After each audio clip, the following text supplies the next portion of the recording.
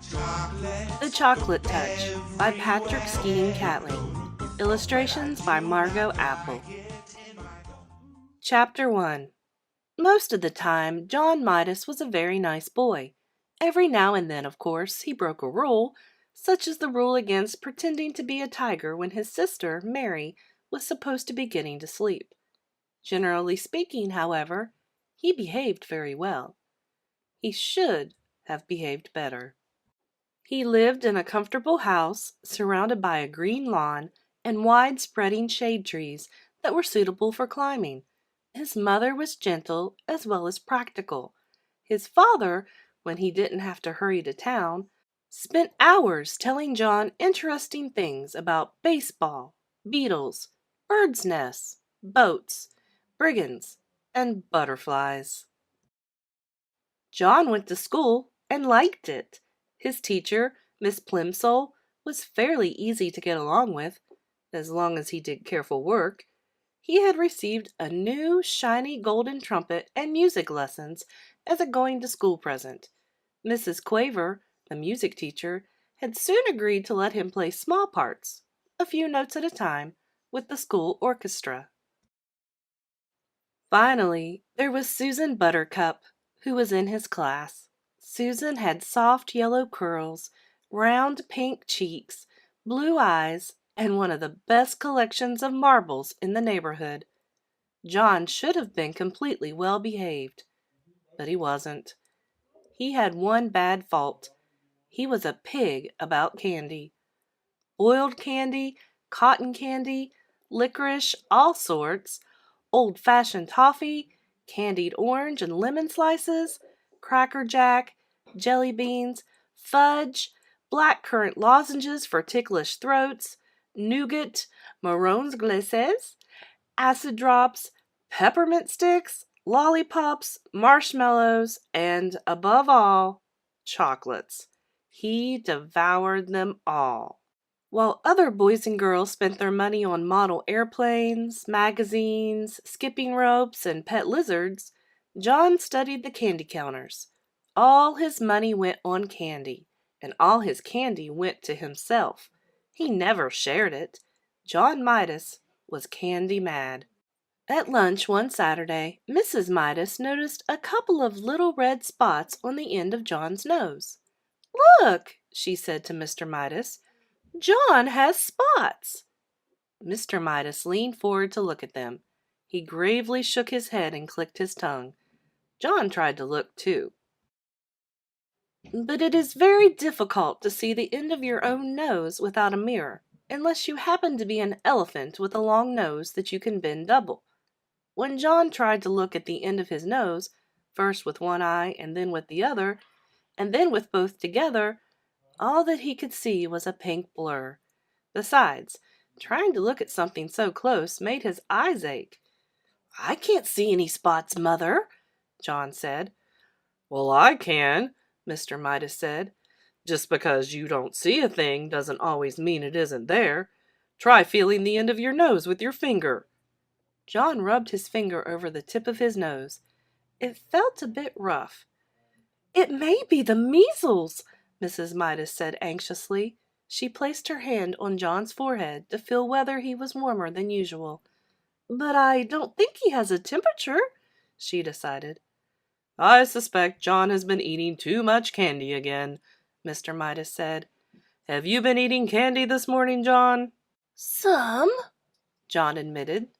"What?" Mr. Midas asked. "Well," John replied. "Well, I had a few cream delights. Susan gave them to me." "Anything else?"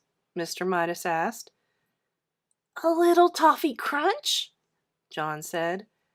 "And what else?" Mr. Midas asked, beginning to look cross. John's ears grew red. He knew he wasn't supposed to eat candy before meals. "Oh, hardly anything else," he said.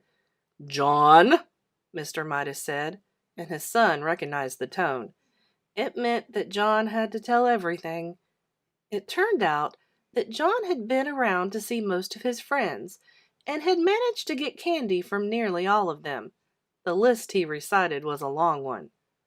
"No wonder you have spots," Mr. Midas commented at last. "I think we'd better take John to see Dr. Cranium," he said to Mrs. Midas. Dr. Cranium was a tall, thin man with a bald head and a gray mustache.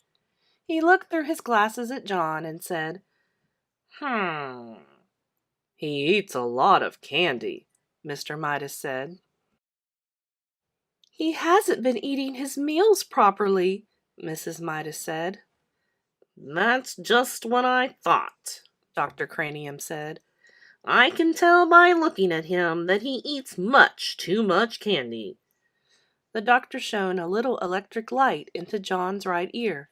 Then he shone it into John's left ear. Then he shone it in John's nose. He told John to open wide and say, "Ah." Then he shone the light into John's mouth. "Much too much candy. Gracious me, he seems to be full of candy." He told John to sit down and relax. Then he picked up a small rubber-headed hammer and gave John a light tap on the right knee, just below the joint. John's foot gave a weak kick. John giggled. "It's nothing to laugh about," Mr. Midas said. "No, John," the doctor reproved him. "A healthy little boy who didn't eat too much candy would kick harder than that." "I'm sorry," John said politely, "but I can kick harder if you want me to." He gave a sudden high kick, which knocked the hammer out of Dr. Cranium's hand. It landed on its rubber head and bounced across the room. "John!" exclaimed Mrs. Midas. "I am so sorry, Dr. Cranium. John, tell the doctor you're sorry for kicking his hammer." "I'm sorry I kicked your hammer," John said. "I would recommend less candy," Dr. Cranium told Mr. and Mrs. Midas. "An upset stomach can lead to all sorts of complications." On the way home, Mrs. Midas tried to explain to John what she thought the doctor meant by complications. "You see," she said, "if you put too much of one kind of food in your stomach and not enough of other kinds, it is bad for your whole body, because different parts of your body need different kinds of food. Do you understand?" "I think so," John said. "You've been eating so much sweet stuff," Mr. Midas added, "that there isn't room for eggs and meat and milk and bread and spinach and apples and fish and bananas and all the other things you're supposed to have to make you grow big and strong." "I like bananas," John said, "especially in thin slices covered with chocolate. They're called banana surprises." Mr. Midas looked at Mrs. Midas, and Mrs. Midas looked at Mr. Midas. They both shrugged their shoulders. Sometimes it was hard to make John understand things. At home, while Mrs. Midas was busy in the kitchen, Mr. Midas continued to reason with John. "You mean you'd rather eat candy than anything else, and chocolate rather than any other kind of candy?" Mr. Midas asked. "Yes," John assured him. "Oh, yes!" "Don't you think there's such a thing as enough?" Mr. Midas persisted. "Don't you think that things are best in their places? I mean, don't you think there's a time for spaghetti, and a time for roast beef, and even a time for pickled herring and garlic toast, as well as a time for chocolate? Or would you rather have chocolate all the time?" "Chocolate all the time," John replied emphatically. "Chocolate's best, that's all. Other things are just food, but chocolate's chocolate. Chocolate—" "I think I understand," Mr. Midas broke in sharply. "Very well." He took a deep breath and went on. "John," he said, "if you can't understand what sort of diet is really best for you, can't you at least get it into your head that you make your mother very unhappy when you eat so much candy that you can't eat anything else?" The conversation always seemed to get around to the effect of John's candy eating on John's mother. John couldn't see how it could possibly do her any harm if he ate candy. He sat silent for a moment. Then he said, "May I go out and play? Please, Daddy?" Chapter 2. It was Sunday afternoon. The sun was sinking low in the sky, but the air was still quite warm. John was wandering along in the direction of Susan's house, absent-mindedly looking down at the sidewalk, when his eye was suddenly caught by a dully gleaming, silvery gray coin lying right in his path. The coin was the size of a quarter, but even as he leaned forward eagerly to pick it up, John noticed there was something strange about it. It did not have a picture of George Washington or a picture of an eagle. On one side, there was a picture of a fat boy. On the other side were the letters J.M., which was funny, John thought, because those letters happened to be his initials. Grasping the coin firmly, he ran on toward Susan's house. She liked to collect things. He thought she might be interested to know that he had the beginning of a coin collection. Although he was in the habit of going over to Susan's by the same route once or twice almost every day, this afternoon John found himself turning left where he usually turned right. "I always go the same way," he thought. "This time, for a change, I'm going a new way." He didn't stop to consider that you cannot go east by going west, unless you go all the way around the world. Only 2 blocks along the unfamiliar street, John came to a small corner store. It was a neat red brick building with 2 big show windows. They were full of all sorts of candy. Susan was immediately, absolutely forgotten. John pressed his nose against one of the windows. He was imagining the taste of the chocolate-covered almonds and chocolate fudge on the other side of the glass, when he noticed a man in a white apron standing behind the counter and beckoning to him. John was surprised. He hadn't expected the store to be open on Sunday. "Don't just stand there in the doorway, John," the man called heartily. "Come on in and get some fresh, sweet, creamy chocolate. There's a special sale today." How did the man know his name? John wondered. He couldn't remember ever having seen the store before. The storekeeper saw John hesitate. "The chocolate I use in my kitchen comes directly from the heart of Africa," he said. "I use none but the finest ingredients, and my recipes. Well, I bet you've never had chocolates like mine before. Come on in." "Thank you," John replied, walking to the counter. "But you see, the trouble is, well—" "No money?" the storekeeper asked. "No money whatsoever? What have you got there in your right hand?" John had forgotten the old coin in his hand. "Oh," he said, "this is part of my coin collection. I mean," he added more honestly, "I'm going to save this coin and then get some more to make a collection." "Let me have a look at it," the storekeeper said. He looked briefly at the coin. "Aha!" he exclaimed. "Is it any good?" John asked, his hopes suddenly rising. "Very good," said the storekeeper. "In fact, it's the only kind of money I accept. But I don't suppose that you'd want to spend it on a box." "A whole box?" "I imagine you'd rather keep this for your coin collection than spend it on chocolate, wouldn't you?" "Oh, no," John said. "Chocolate any day."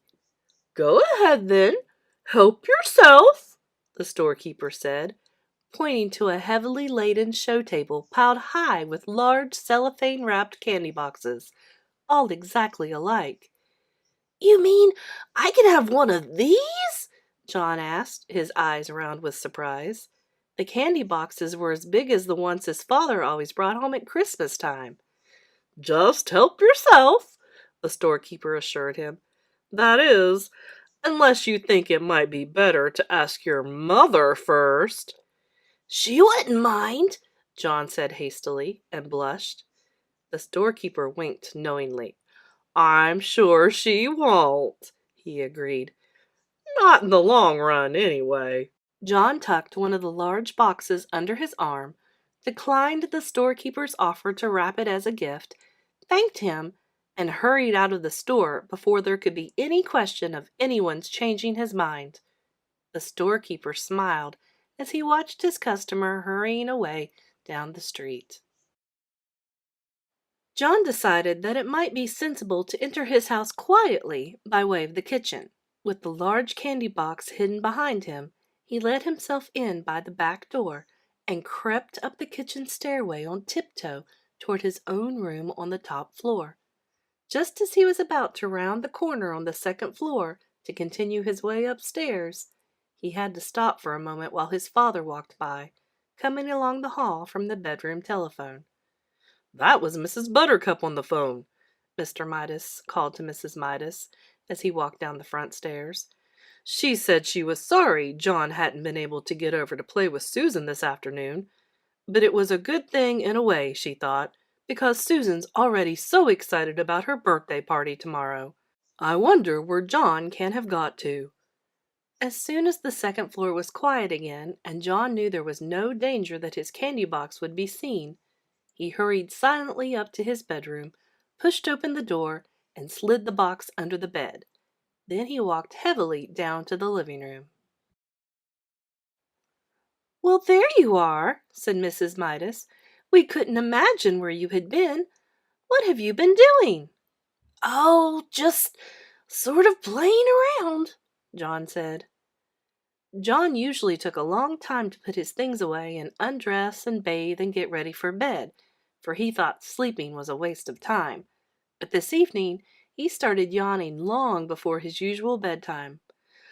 "Oh, oh, sleepy," John announced. "All right," said Mrs. Midas. "You'd better be getting to bed. Time for your tonic." John's tonic came in a bottle. It had been prescribed by Dr. Cranium. John had to drink a big spoonful every night to make up for all the vegetables and fruit that he left on his plate at lunch and dinner. The tonic tasted like soap, mud, glue, ink, and paint. It tasted horrible. Much to Mrs. Midas's surprise, John ran ahead of her to the dining room cupboard where the tonic and the tonic spoon were kept. By the time she got there, he had already filled the spoon. Then, without any coaxing, he emptied it into his mouth. "Ugh!" John sputtered. "Ugh! Ugh!" "That's a very good boy," Mrs. Midas said. "Now, why can't you be sensible and eat up your nice dinner that way?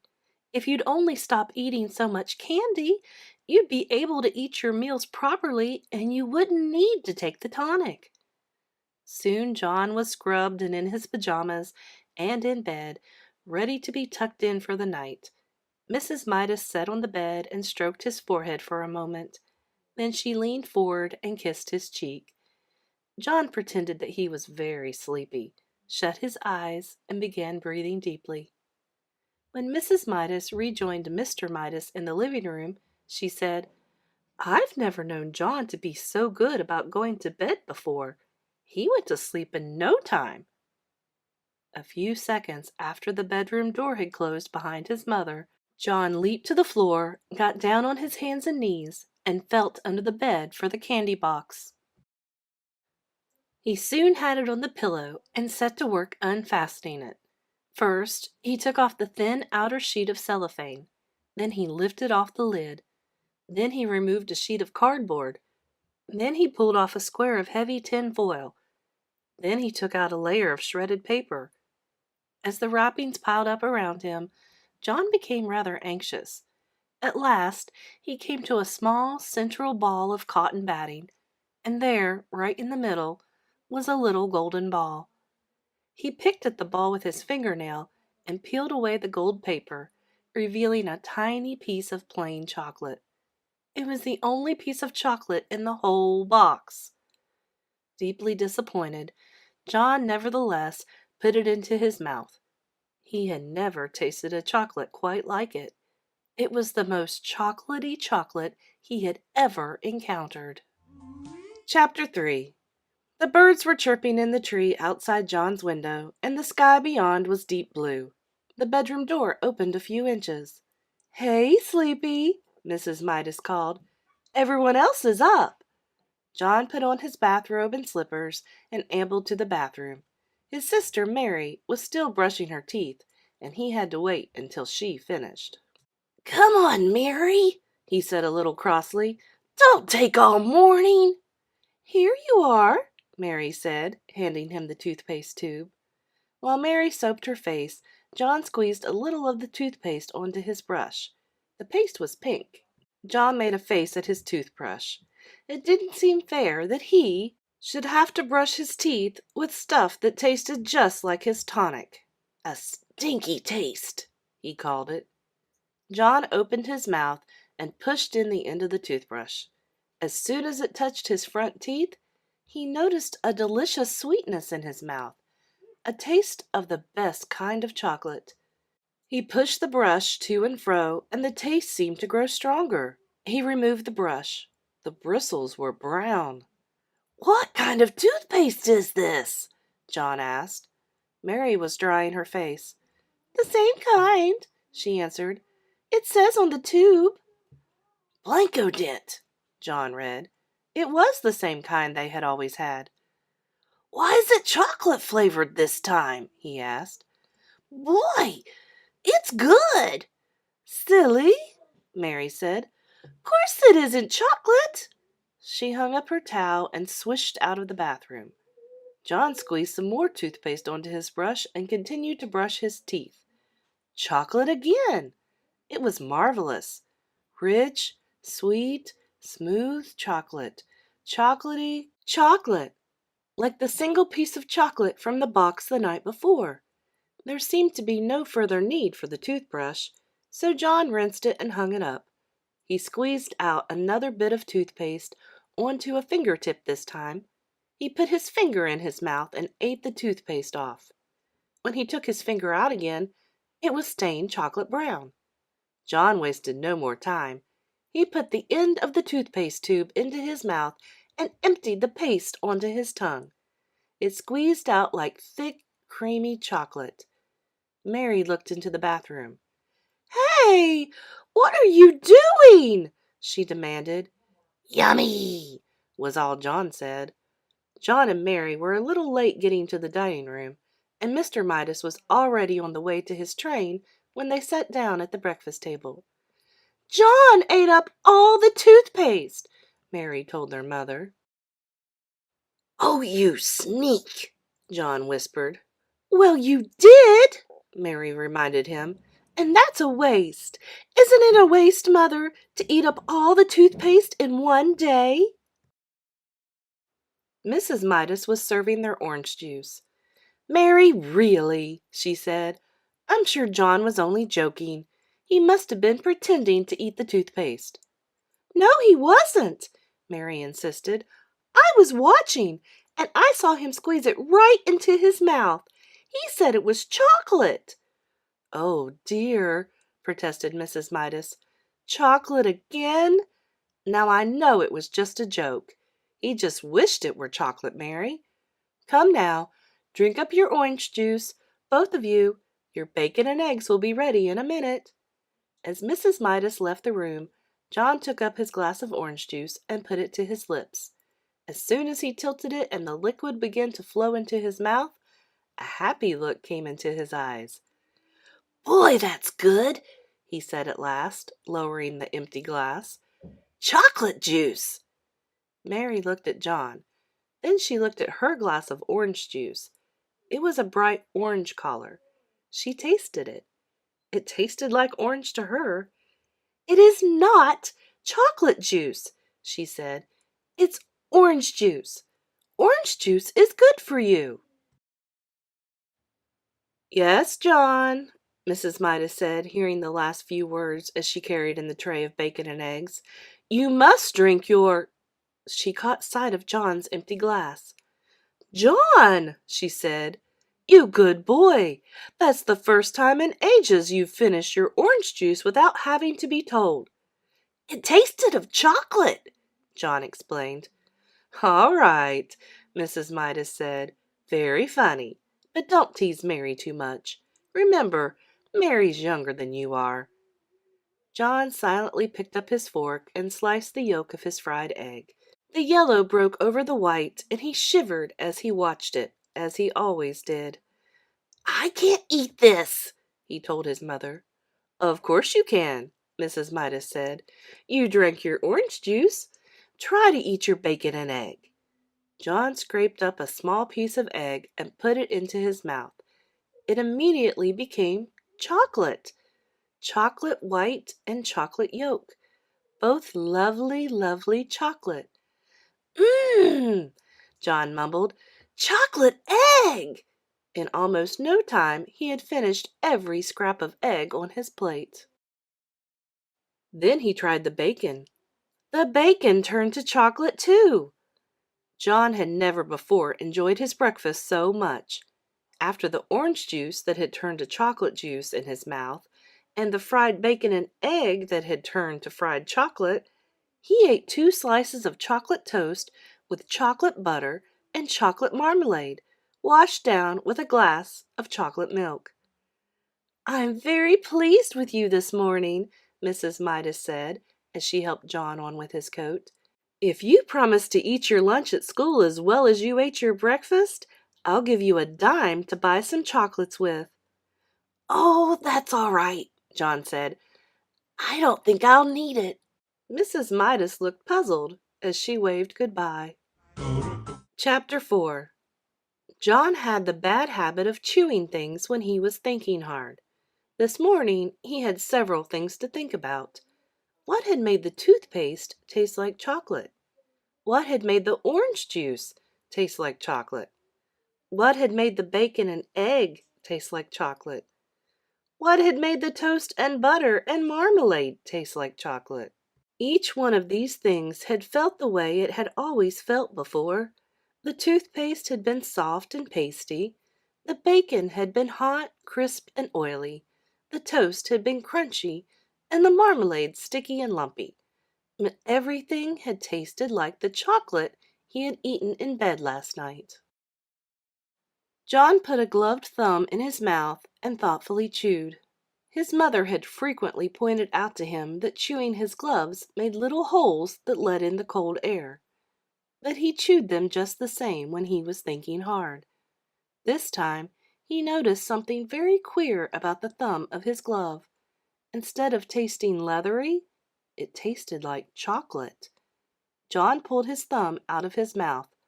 The part of the glove that had been in his mouth was now brown instead of black like the rest. He bit the end of the leather thumb again. It came right off in his mouth, leaving his own thumb bare. John chewed, and it was like chewing leather made of chocolate. Leather that melted like chocolate. In a second or two, he swallowed it. The gloves were not new. John had had them quite a while.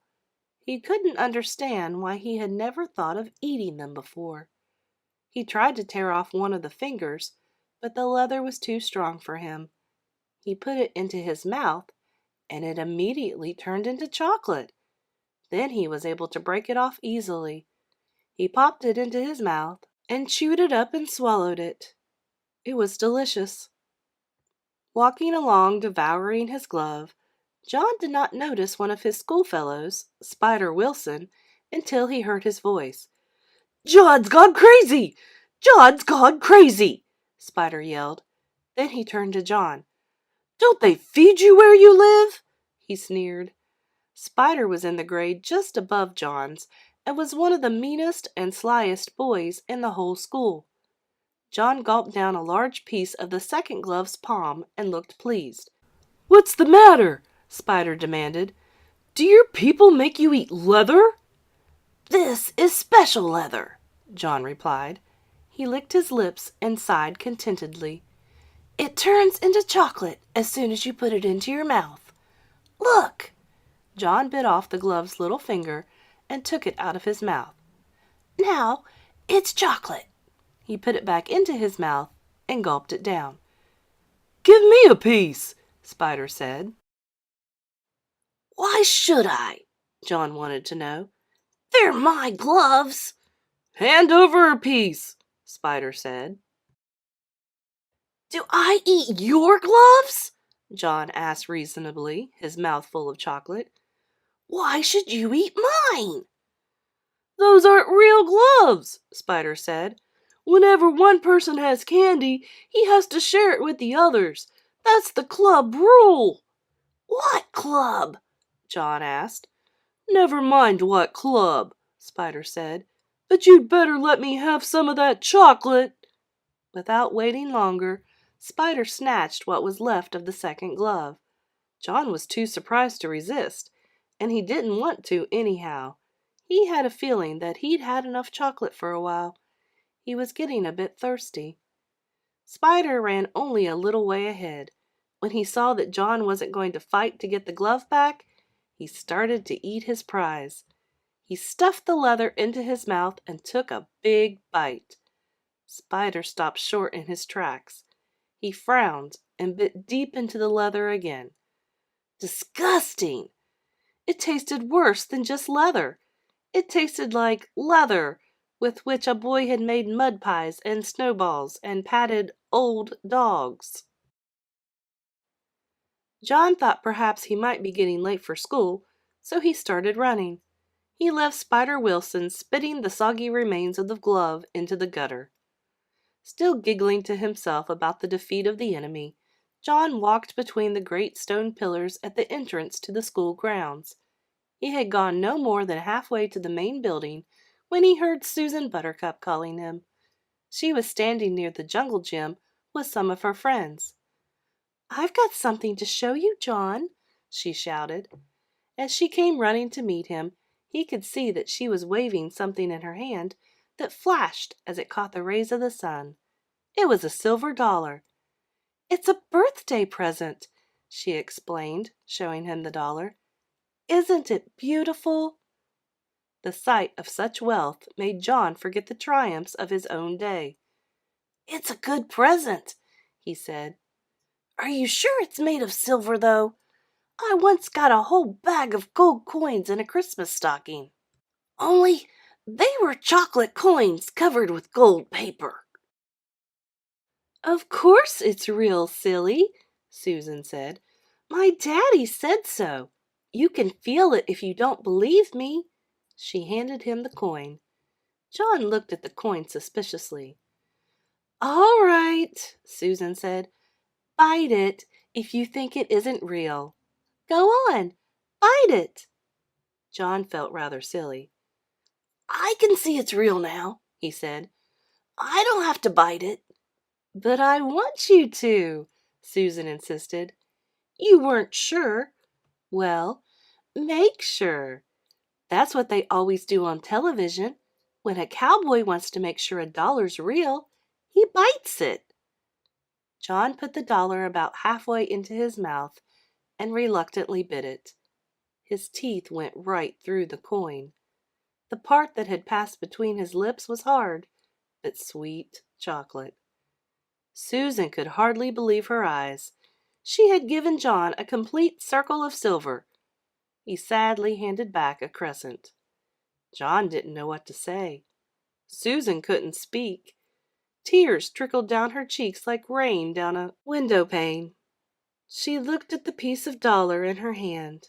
She looked up at John, whose face was red with embarrassment. "John Midas," Susan blurted out at last, "I hate you!" She turned and ran away before John could think of anything at all to say. Chapter 5. John hung up his coat, got his notebook and pencil out of his locker, and sat down at his small table just in time for the second bell, when Mrs. Plimsoll walked silently into the classroom. As soon as she appeared in the doorway, all the chattering and scuffling stopped. The 20 boys and girls sat straight in their chairs and looked straight ahead at the clean blackboard. "Good morning, children," Miss Plimsoll said. "Good morning, Miss Plimsoll," the class answered respectively. Miss Plimsoll sat at her high desk, blinking her eyes as she surveyed the room. Then she opened a little drawer in her desk and pulled out a spectacles case, from which she took her reading glasses.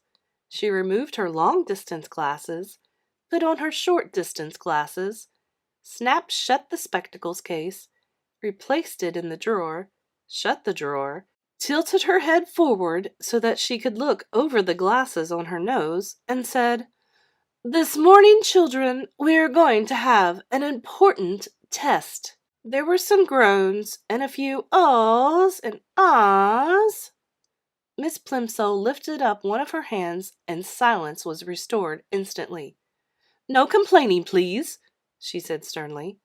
"This test will show me how well you have been learning your arithmetic this year. It will be a short one. I am going to write just 4 problems on the board. I shall expect you to solve them all swiftly and accurately, and to write your answers neatly. You will place your paper in front of you now. You will write your name at the top right-hand corner, and then you will place your pencil beside your paper, sit back in your chair, and wait until I give the signal to begin work." Miss Plimsoll turned to the blackboard and began chalking up the test problems. Tests always made John nervous. Besides, his lips were feeling dry, and the taste of chocolate was strong in his mouth. He raised his hand. "Yes, John?" Miss Plimsoll asked. "Please, may I go and get a drink of water, please, Miss Plimsoll?" he asked in a small voice. "Very well. Hurry back. We're going to start in a few minutes." John gratefully slipped out of the room and walked quickly down the quiet corridor to a water fountain. His tongue felt thick with chocolate. The cold water would be refreshing. He pressed his foot down on the fountain treadle, and a stream of clear, ice-cold water splurted up from the silver nozzle in the white enamel basin. He lowered his head until the jet of water reached his lips. The cold water splashed delightfully against the outside of his mouth.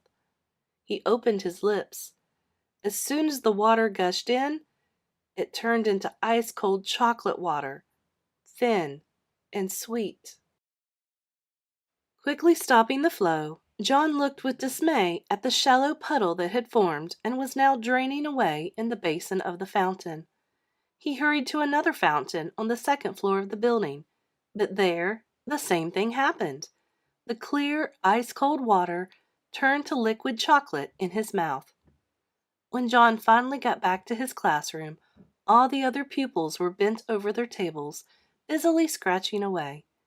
Miss Plimsoll looked up from her book as John tiptoed in. She looked at the clock on the wall, looked back at him, and wagged her finger reprovingly. John began on the first of the 4 problems, but he was so worried about the chocolate water that he couldn't keep his mind on his work. By the time he was ready to start the 4th problem, the other boys and girls were already putting down their pencils and straightening up and smiling at each other. 2 minutes to go," said Miss Plimsoll. Concentrating hard, John took the end of his pencil between his teeth and began to nibble it. It immediately turned to chocolate. Then he noticed an even more disturbing change. Although he had taken the pencil out of his mouth as soon as the first piece of chocolate had crumbled off, the pencil was continuing to change to chocolate. The chocolate was slowly but steadily moving down the pencil, replacing the wood and the lead inside, changing it into a chocolate pencil before John's very eyes. The magic, for John now knew that his power must be magic, was apparently getting stronger. By the time the whole pencil had changed from red, yellow, and black to dark brown, Miss Plimsoll was announcing that only a few seconds remained in which to write down the final answer. "Just a minute," John pleaded. "Shh!" Miss Plimsoll cautioned him, holding a finger up to her mouth. "Shh!" chorused the slow workers, who were becoming almost as excited as John. But John felt worst of all. He felt sure that he could finish the problem and write down the correct answer if only he had something to write with. "But Miss Plimsoll," he begged in a loud whisper, "my pencil's turned to chocolate." "Hush, John," Miss Plimsoll said. "I'll speak to you after the bell." John tried to write with his changed pencil, but the point was too soft, and he only succeeded in making a chocolate smear where he should have written 72. Chapter 6. When the others had been excused to go out for mid-morning play, John had to go and stand by Miss Plimsoll's desk. "John," Miss Plimsoll said, "you mustn't make up silly stories to excuse your failures. I must have the truth. What did you do with your pencil?" "This is it," John said, showing Miss Plimsoll the pointed stick of chocolate. "Really, it is. It's changed." "What do you mean, it's changed?" Miss Plimsoll demanded. "That's my pencil," John tried to explain. "Only it isn't the same anymore. Nothing stays the same today if I put it into my mouth. The same thing happened when I chewed my gloves. They were chocolate too." "John," said Miss Plimsoll slowly, "do you feel all right?" "Yes, thank you," John said. "I feel all right except," he added, "I'm getting so thirsty. The water from the water fountain turned to chocolate, and so did the water upstairs. I would like a drink of cold water." "Yes, John," Miss Plimsoll said. She suddenly looked pale. "You run out and play with the others. I'm going to have a talk with the nurse. And John," Miss Plimsoll said as he started toward the classroom door, "here's another pencil. Be a good boy and try not to lose it. I'm afraid I'll have to keep this piece of chocolate until school's out. You know we don't allow anyone to eat candy in class." Miss Plimsoll put the slightly chewed chocolate pencil in her desk drawer, and John went out to look for Susan. He found her skipping rope with 2 girls in his class. John usually scorned skipping rope. He preferred hide and seek, tag, FBI and spies, kick the can, or any other good exciting game. Jumping up and down in one place just to avoid being hit by a rope seemed silly to him, but he was sorry for having spoiled Susan's silver dollar, and he was willing to make a sacrifice. "Susan," he said. Susan continued to bounce on one foot as her 2 friends swung the rope over and under, over and under, over and under her. She didn't seem to notice John. "I'll skip with you," he offered. Susan stopped, and the rope was caught by her shins. "Let's try doubles. Backwards," she said, but not to John. She ignored John. "You go first, Betty. Ellen, you go second. I'll go last. The one who does it the most times gets the first slice of my birthday cake." Susan looked at John, raised her eyebrows, shut her eyes, and stuck out the tip of her pink tongue. Then she turned back to the girls and smiled. Ellen whispered in Betty's ear, and Betty whispered in Susan's ear. Then all 3 of them looked at John and at each other again and burst out laughing. "Oh, Susan," John protested, "I didn't mean to do it. The trouble is, there's something magic about me today. Everything I put into my mouth turns to chocolate." The girls giggled. "You wouldn't like it," said John, who was beginning to feel sorrier for himself than he had ever felt before. "I think it's getting worse," he added reproachfully. "At first, just the part in my mouth turned to chocolate, but when I nibbled the end of my pencil, the whole pencil changed." "Pooh!" Susan said. The others hooted with glee. "Maybe I'll get sick and die," John warned. "Maybe I'll turn to chocolate myself. Then you'll be sorry." "I don't believe one word about the chocolate," Susan said. "And if it was true, you'd be glad, because all you ever like eating is chocolate." "If you don't believe me," John retorted, "just you give me that skipping rope, and I'll prove it." The girls looked questioningly at each other for an instant, but as they hesitated, the bell rang, and it was time to go back to the classroom. The rest of the morning passed slowly for John. He was afraid that his mother was going to be cross about the missing gloves. She might not accept the excuse that he had eaten them. He regretted his messed up arithmetic test. He was sad about Susan's anger and disbelief, and he was getting terribly thirsty. Once during geography and once during art, he was excused to get a drink of water. Both times, however, he swallowed nothing but sweet chocolate. His mouth was getting stickier and sweeter and drier by the minute. Chapter 7. "All right, boys and girls," Miss Plimsoll said. "It is almost time for lunch. Clear up your things. Paint pot securely closed. Brushes washed. Paintings unpinned and laid out to dry. Drawing board stacked against the wall. Ah, there's the bell. Front row first, Timothy leading, then Robin, in single file. Go." John alone walked slowly in the throng hurrying against the corridors to the school cafeteria. The school was proud of the cafeteria and the food served in it. The room was spacious and bright, with windows all the way along one side overlooking the playground and the playing fields beyond. The opposite side was wholly taken up by the shiny silver service counter. Several boys and girls were already settled at tables by the time John took his place in the line.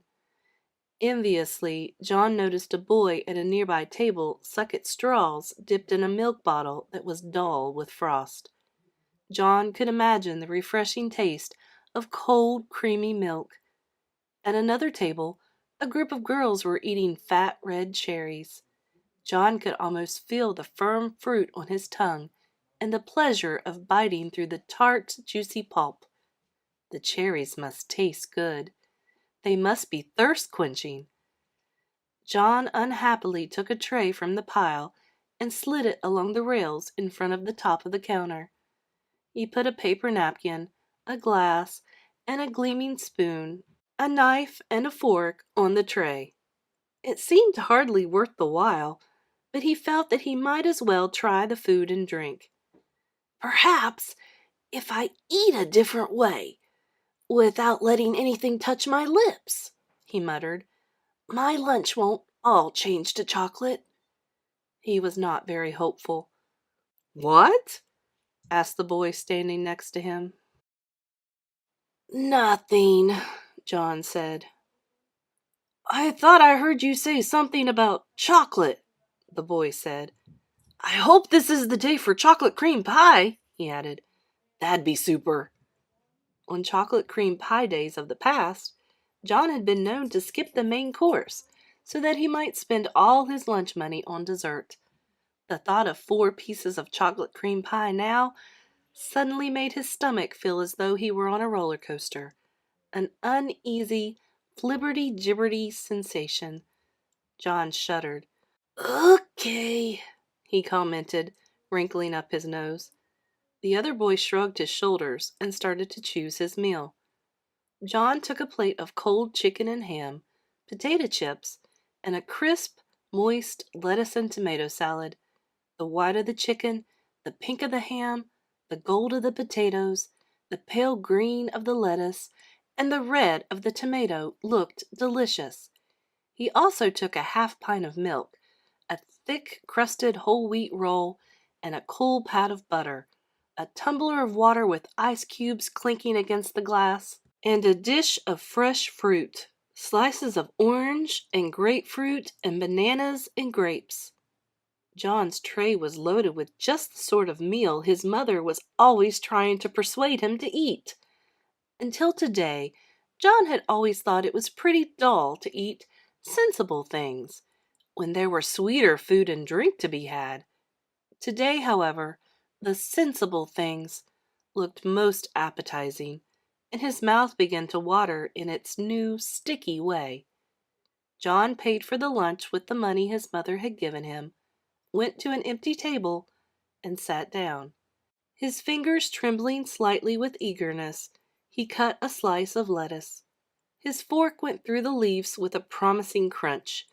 He stuck the prongs of the fork into a mouth-sized piece of lettuce and carefully inserted it into his mouth. The lettuce didn't touch his wide-stretched lips. John's teeth came together in crisp layers of sweet chocolate. He took a small piece of potato chip, tilted back his head until he was looking straight up at the ceiling, and dropped the morsel straight down into his throat. He felt it go down, a sharp fragment of sweet chocolate. He tried the milk, the ice water, the fruit. Every solid and liquid that he sampled was transformed as soon as it entered his mouth.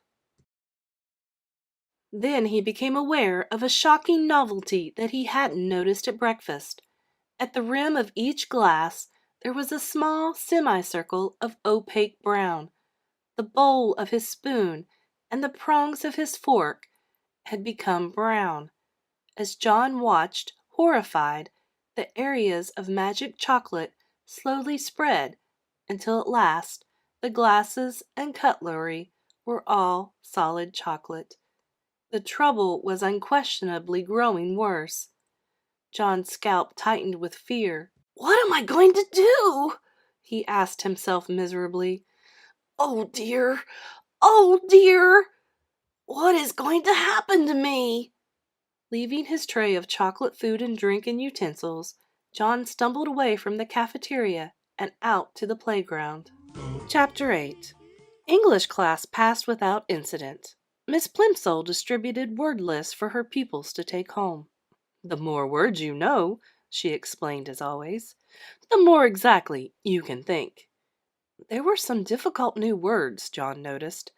Avarice, indigestion, acidity, unhealthiness, moderation, digestibility. As Miss Plimsoll explained the meaning of each one, it seemed to John as though they all had a special bearing on his present uncomfortable condition. At last the bell rang. "Very well, class," Miss Plimsoll said. "Time for outside activities. Good afternoon." "Good afternoon, Miss Plimsoll." Miss Plimsoll gave the signal for dismissal, and the pupils in the front row filed out, followed by those in the second row, including John and Susan. Susan played a violin in the school orchestra, and usually she and John went to the rehearsals in the auditorium together. This time, Susan hurried on ahead of him. John followed very slowly. The members of the orchestra were sitting at their music stands on the auditorium stage when John, carrying his dark blue trumpet case, got to his chair in the brass section. Mrs. Quaver had already begun to explain a difficult passage to the girl who played the flute. "Just after Jay sings, 'Nestlings chirp and flee,'" she was saying, "you come in with your trill. Doodle-loodle-loodle-loodle-loo. Do you see the place on your score? Good." "Ah, John!" Mrs. Quaver exclaimed, seeing him in his place. "I'm glad you're not absent. As I have just told the others, this afternoon we're having the first joint rehearsal of my arrangement of A Boy's Song by James Hogg. We've been all over the individual parts and all the sections, you will recall. Now it's time to fit the pieces together." John nervously opened his trumpet case and took his shining golden trumpet from its bed of scarlet velvet. The beautiful new instrument gave him confidence. He worked the valves nimbly with his fingers and looked up at Mrs. Quaver again.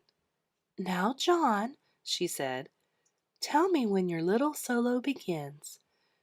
"Right after the end of the second verse," John promptly replied. He had practiced his part every evening in the basement at home for the last 2 weeks. He knew every note perfectly. "After the line, 'That's the way for Billy and me.'" "Good," Mrs. Quaver said. And don't forget what I told you, John. This is a happy song. I want you to play ta-ta, ta-ta, ta-ta-ta, ta, simply repeating the rhythm of the voice. And I want you to be light and lively. This is supposed to be the song of a boy who loves romping in the country. Ta-ta, ta-ta, ta-ta-ta, ta, John thought. That shouldn't be too difficult, even with the whole orchestra listening to him. He had played it over and over again at home, but he would have to try extra hard here. This was to be his first solo. Everyone else was depending on him to play it properly. Right, said Mrs. Quaver brightly. With her baton, she rapped twice sharply on the music stand before her. All the musicians brought their instruments into playing position. Susan poised her bow over the strings of her violin. John held his trumpet close to his mouth and wiggled his fingers on the valves. Mrs. Quaver's baton moved from side to side, up and then down. The cymbals clashed and the drums thumped. The pianist brought his fingers down on the ivory keys of the piano. The violinist and cellist made their wheeing and whumping sounds. All were in perfect unison. The rehearsal had begun. After the introduction, one of the older boys began to sing. Where the pools are bright and deep, where the gray trout lies asleep, up the river and over the lea, that's the way for Billy and me. After the last line of the first verse, John's fellow trumpeter echoed the rhythm of the singer's voice. Ta-ta, ta-ta, ta-ta-ta, ta. Mrs. Quaver smiled approvingly at the successful performance, and, with her baton, gave the singer the signal to begin the second verse. Where the blackbird sings the latest. An oboe went beep. Where the hawthorns bloom the sweetest. Where the nestlings chirp and flee. The flute warbled according to plan. That's the way for Billy and me. John swallowed with an effort and put the mouthpiece of his trumpet to his lips for his solo. The mouthpiece instantly changed to chocolate. Then, almost as fast, the chocolate spread along the instrument, changing all the flashing gold into dull brown. The first note came out fairly true. Ta! But chocolate trumpets cannot withstand much pressure. The hole in the mouthpiece softened and clogged up, and the valve stuck as John desperately tried to finish his part. Mrs. Quaver's eyes almost popped out of her head as she listened to him play. Tut-too, toot-ta, toot-toot-toot-toot. It sounded as though John were trying to play a soap-filled bubble pipe. Terribly flustered, he put down his trumpet. Mrs. Quaver was speechless. The orchestra was rocked by uproarious laughter. The other trumpeter leaned over toward John's chair and picked up the trumpet. "It's a chocolate trumpet!" he shouted, derisively. "No wonder it sounded like that! John Midas was trying to play a chocolate!" John didn't wait to hear any more. He fled from the stage and out to the playground. Without stopping even to look around, he ran through the stone gateway and homeward. Chapter 9. Oh, the shame of it! The humiliation! John wept breathlessly as he ran, shocked and frightened, indignant and angry at the world that had suddenly turned against him. Mean old things, John thought, blaming Miss Plimsoll and Miss Quaver for all his failures, even though nothing that had happened to him had been their fault in any way. Horrible old school, he thought, even though he had liked school until that morning. Hateful Susan, he thought, even though he knew at the same time that he was really longing for her to be friendly with him again. Through the window, Mrs. Midas saw John coming up the pathway. "Hello, John dear," she called from the living room. "You're home early today. How nice! As a reward, There'll be a piece of chocolate after supper." "I hate it!" John shouted. He was crying too hard to say anything else for a moment. When she heard the sound of his voice, Mrs. Midas rushed into the hall. "Why, what's the matter, dear?" she asked, putting her arm around him. John twisted away from her grasp, ran past her, and started up the stairs toward his bedroom. "Susan doesn't want me at her birthday party," he said as he went. "I know she doesn't. Well, I don't want to go to her rotten old party anyway." "I don't think you really mean that," Mrs. Midas said.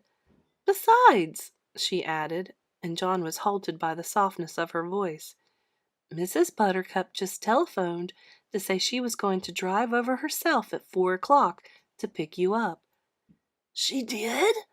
John said, blinking down at his mother from the top of the stairway. "Yes, she did," Mrs. Midas assured him.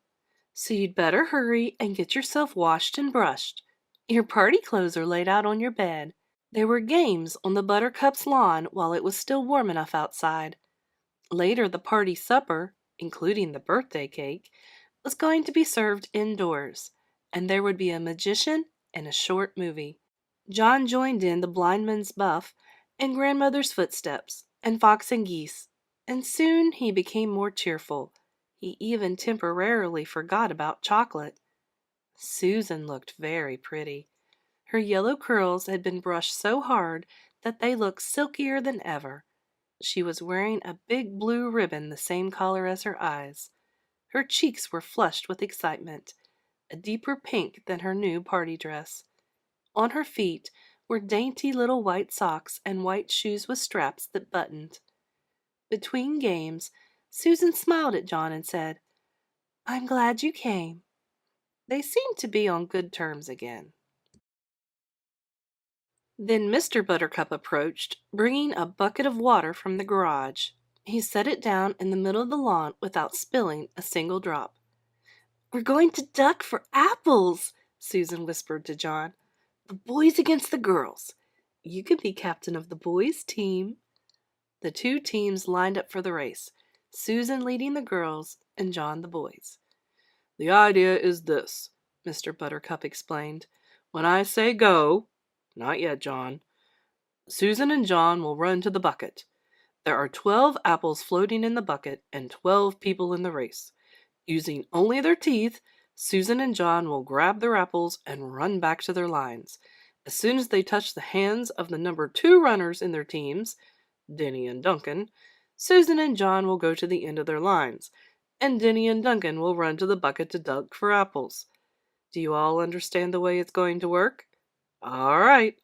1 to get ready, 2 to get steady, and 3 to go!" Susan bounded ahead like a jackrabbit and had her face deep in the bucket by the time John reached her side and crouched down for his apple. He got his eye on a big red one with its stalk jutting up conveniently for him to grab. He lowered his face, opened his mouth, and lunged. Somehow his nose reached the apple before his teeth did and pushed it below the surface of the water. John's mouth followed the apple down. Then a terrible thing happened. The clear water in the bucket turned into dark, brown, sweet, liquid chocolate. Susan and John immediately pulled their heads up, but it was too late. Their faces were drenched with chocolate syrup. "Oh!" Susan exclaimed, wiping chocolate out of her eye. Chocolate syrup dripped down all over her delicate pale pink dress. "Oh!" she moaned. John was in the same state. There was chocolate all over his face. There was chocolate on his white shirt front and on his gray flannel shorts. And there was chocolate in his mouth. "Ugh," John said. "Ugh." Susan was too surprised and angry to speak. For the second time that day, she turned her back on John and ran away from him. Mrs. Buttercup offered to clean John up, but he couldn't bear to stay at the party another minute. He started off at once for home. Chapter 10. Dragging along and thinking of all the dreadful things that had happened, John had walked about halfway home when he heard the cheery voice of his father. "Hello, hello!" called Mr. Midas, crossing over from the other side of the street. He was on his way home from the station. "You left the party rather early, didn't you? What—" Mr. Midas had just seen the patches and streaks of chocolate that were drying on John's face and on his clothes. "Good gracious!" he said. "No wonder you left the party early. How did that happen?" John burst into tears. It had all been so awful, but now he could tell his father about his terrible day. He stopped crying and only sniffed a little now and then as he told the whole story, about taking the coin to the candy store, about buying the box that had turned out to have only one chocolate in it, about the toothpaste, about breakfast, the gloves, the silver dollar, the pencil, the lunch, the trumpet, and finally the apple ducking water. "You mean to tell me they really all turned to chocolate?" Mr. Midas asked. "You're sure you didn't imagine some of this?" "Oh, no," John assured him. "Well," Mr. Midas said, still looking doubtful, "we're only a couple of blocks from that candy store of yours. Not that I've ever noticed one there. Suppose we stroll over and ask the man whether his chocolates always do strange things to people." "It's on the next corner," John said, recognizing some of the houses on the side street. "Not the next house, not the next house, not the next," he said, "but—" John's voice faded into silence. The corner where he had found the candy store was nothing now but an empty lot, flat, open ground, littered with a pile of rusty tin cans and broken bottles around a splintery old sign saying, "For sale." Said Mr. Midas, frowning anxiously at John. "I think we'd better pay a visit to Dr. Cranium before we go home." "That's where the store was, though," John protested, beginning to cry again. He had shed more tears in that one day, it seemed, and certainly eaten more chocolate than in all the other days of his life put together. "I know it was." Dr. Cranium was a busy man. As luck would have it, however, he was able to see Mr. Midas and John almost at once. "Well, well, well, well, well," said Dr. Cranium. "And how are we getting along now, John? Have we cut down our candy, eh?" "How do you know?" John responded dully. "Apparently he's had a bad day, Dr. Cranium," Mr. Midas said. "Trouble at school, you know, and a little accident at a birthday party. What I'm worried about is that he keeps saying that everything he puts into his mouth turns to chocolate." "No more than a nursery fantasy, I'm sure," Dr. Cranium said to Mr. Midas. "Well, John," he went on, looking down with a smile, "suppose you tell me in your own words what the matter seems to be." "Everything I put into my mouth turns to chocolate," John explained. "Everything I eat and everything I drink changes into chocolate. I'm thirsty, and I'm getting a pain. A bad one, I think." Dr. Cranium sighed patiently and invited John to open his mouth and say, "Ah." "Ah," John said. Dr. Cranium peered into John's mouth briefly and gave a low whistle of surprise. "This chocolate eating simply must stop." He went to a supply cabinet. "I don't think there's any time to be lost," he told Mr. Midas. "I'm going to give the boys some of my own special compound. Dr. Cranium's elixir, I call it. Never fails." Dr. Cranium selected a large bottle from one of the cabinet's crowded shelves. He removed the top from the bottle. He got a spoon from another shelf. He filled the spoon with an oily, greenish, yellowish medicine that had yellowish-reddish lights glinting in it. "It doesn't taste very pleasant," Dr. Cranium warned John in a pleasant tone of voice. but I'm sure it'll do the trick. Clear the stomach and you clear the mind. That's what I always say." Dr. Cranium offered John the brimful spoon. "Must I?" John asked his father. "I know it'll turn into chocolate." "Go on," Mr. Midas nodded encouragingly. "Drink it down." John took the spoon between his lips. The medicine turned to chocolate. The spoon turned to chocolate. John choked and spluttered, and chocolate syrup spurted from his mouth. Dr. Cranium dropped the spoon in alarm. When it struck the white tiled floor, the chocolate handle snapped into several pieces. "Mercy!" cried Dr. Cranium. "I've never seen anything like it. The boy's whole system seems to be so chocolified that it chocolifies everything it touches." After he had recovered somewhat, the doctor went on. "I believe that this must be an unprecedented case of, chocolatitis. I shall call it Cranium's disease. I shall want to make an exhaustive study of the child. I think John has had enough excitement for one day," Mr. Midas said. Chapter 11. Mrs. Midas was much upset when Mr. Midas told her that John had Dr. Cranium's disease. "He said it was chocolatitis," Mr. Midas explained, a worried frown on his face.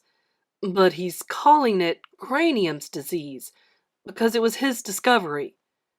"Dr. Cranium didn't do it," John said. "It's magic. It all started after I ate that chocolate. I am scared," he added. Mrs. Midas sat down and dabbed her eyes with a lace handkerchief. She was crying. Mr. Midas blew his nose, said he had to attend to something, and abruptly left the room.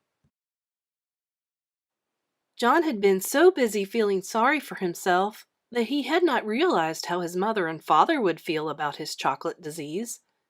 "Never mind, Mother," he said, putting his arm around her shoulders. "It's all right." Really, nothing was all right, but he couldn't bear to see his mother's tears. He kissed her wet cheek. His eyes were shut as his lips softly touched her, so he didn't see the change right away. Then his lips began to feel sticky. He opened his eyes. His mother had turned into a lifeless statue of chocolate. John ran wildly out of the house, without thinking where he was going or what he was going to do. All he knew was that somehow he must get help. For the first time in a long while, he forgot about himself altogether. Now he didn't care about anything but bringing his mother back to life. Without quite knowing how he got there, John found himself at the corner where he had bought the chocolate box. The lot was no longer an untidy rubbish dump. The neat, red brick building with 2 show windows was exactly where it had been in the first place. But the display of candy he had previously seen in the windows was no longer there. In one window, John saw a chocolate trumpet, a chocolate pencil, and a silver dollar with a piece bitten out of it.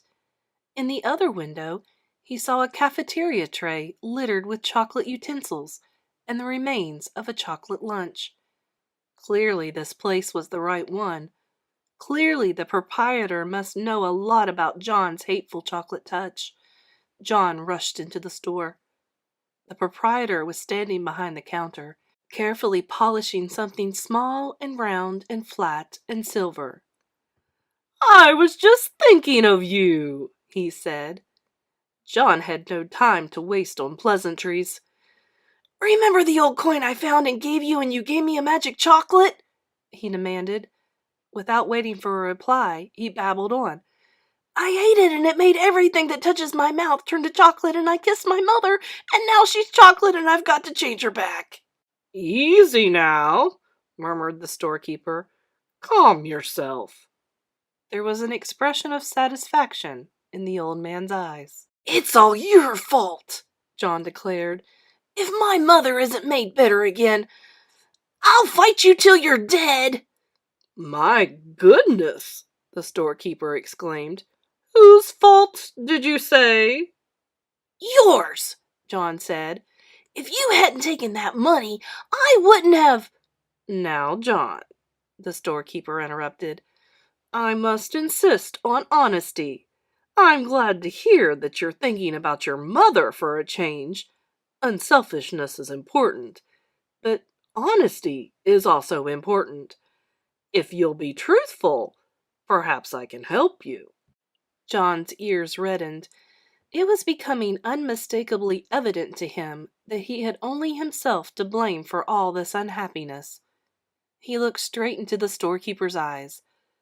"I'll do anything. I'll work for you all my life for nothing. If you'll turn my mother back, you can turn me to chocolate instead if you want. You—" The storekeeper apparently ignored John's offers. "You were right, John," he said, "when you guessed that I had something to do with your acquiring the chocolate touch. But you yourself earned the coin that bought the chocolate touch. Only greedy people can even see that kind of money. Dr. Cranium was right, up to a point. I suppose that one could say that you had chocolatitis, but it was just an outward sign of selfishness." "My mother!" John reminded the storekeeper frantically. "My mother's turned to chocolate! Do something about it! Oh, please do something about it!" "I'm glad that you are concerned," the storekeeper commented unhurriedly. "Part of your cure is to be concerned about other people. You have been so greedy that you didn't care what happened to other people." "Oh, I know," John admitted woefully. "But please decide about me later, and please make my mother better now." "Well, John," the storekeeper said, "if you had to choose between getting rid of your chocolate touch and restoring your mother to life, which would it be?" For one moment, John couldn't help imagining a future of all chocolate meals. The thought was terrible. But then he thought of his mother as she had been when he had left her, a motionless chocolate statue, unable to speak, still holding her lace handkerchief. Without further hesitation, John said, "Help my mother." "Well, John," the storekeeper said, "I am going to give you another chance. When next you go to school, your chocolate pencil will be a real wooden pencil with lead in it." "But," John began to protest, "what did the pencil matter?" "The chocolate knife and fork and spoon you left on your tray in the cafeteria will have turned back to metal. Your chocolate trumpet will be a shiny golden one again." "But," John said, "don't worry about Dr. Cranium's spoon. He will find a whole silver one on the floor where the broken chocolate one lay." "But how about—" John said. "Susan Buttercup will discover that the chocolate stains on her party dress and her party shoes were nothing but water after all. Her silver dollar will be all right." John could stand the suspense no longer. "My mother!" he shouted. "What about my mother? Will she be all right?" The storekeeper smiled. "Why don't you run along home and find out?" he suggested. John turned without even saying goodbye and ran out of the store.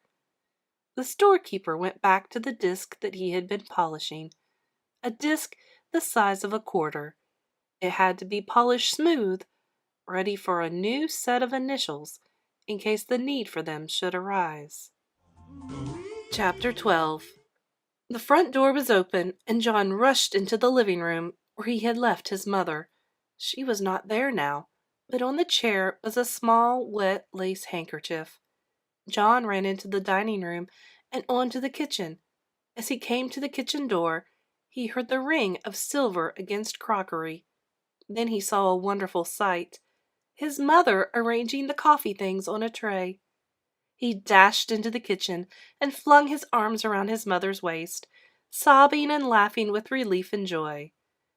"There, there," said Mrs. Midas, stroking the hair from John's forehead.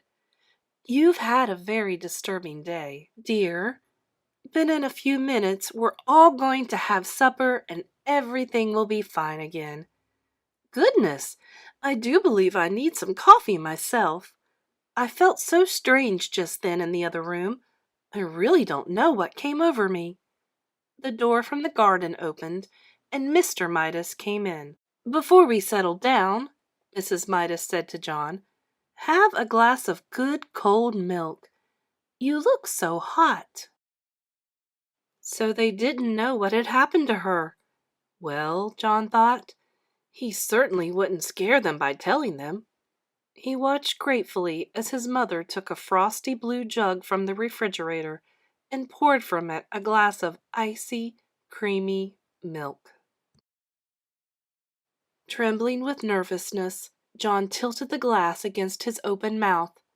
The liquid flowed in and down his throat, and remained purely milky, deliciously milky, tasting of nothing but fresh, clean milk. After the first long, wonderful gulps, he suddenly recalled that he had not thanked the storekeeper for saving his mother. "Mother," he said, "may I go out for a minute? I'll be right back." "All right, John," she said, "but supper will be ready in 10 minutes. Don't keep us waiting." John ran briskly down the street until he came to the corner where he had always turned right when he was going to Susan's house. There he turned left instead, and started along the 2 blocks of unfamiliar street leading to the candy store. Soon he came to the corner where the red brick building had been. But there was no building and no store, and, of course, no storekeeper. In the corner lot there was nothing to be seen but a heap of rusty tin cans and broken bottles, surrounding a signboard with new lettering that said, "Sold." I like chocolate everywhere, but I do not like it in